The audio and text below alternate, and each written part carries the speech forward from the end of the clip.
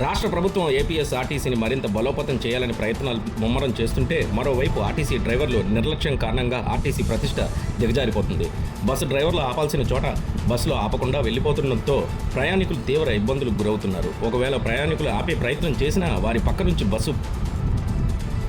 నుంచే బస్సు వెళ్లే ప్రయత్నాలు చేస్తున్నారు. ఏదైనా ప్రమాదం జరుగుతుందని కూడా డ్రైవర్లు ఆలోచించడం లేదు. ప్రతి బస్సులను సిబ్బందితో గొడవ పెట్టుకోవద్దని, అలా పెట్టుకుంటే కేసులు నమోదు చేస్తామని సంబంధిత డిపో మేనేజర్లు ఏర్పాటు చేసిన స్లోగన్లు కనిపిస్తుంటాయి.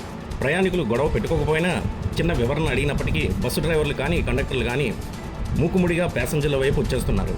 ఈ విషయాన్ని డిపో మేనేజర్ల దృష్టికి తీసుకెళ్లాక సిబ్బంది అధికారులు సపోర్ట్ చేసి మాట్లాడుతున్నారు. ఆదివారం రాత్రి చిలకలూరిపేట గుంటూరు బస్సు చోడవరం చేరుకుంది. అక్కడ బస్సు ఆపకుండా వెళ్ళిపోతుండటంతో స్థానిక తెలుగుదేశం పార్టీ కార్యకర్త బస్సును ఆపే ప్రయత్నం చేశారు. దీంతో బస్సు డ్రైవర్ అతడిపైకి బస్సు పోనివ్వడంతో పక్కకు తప్పుకున్న సదరు వ్యక్తే అక్కడ బస్సును ఆపేశారు.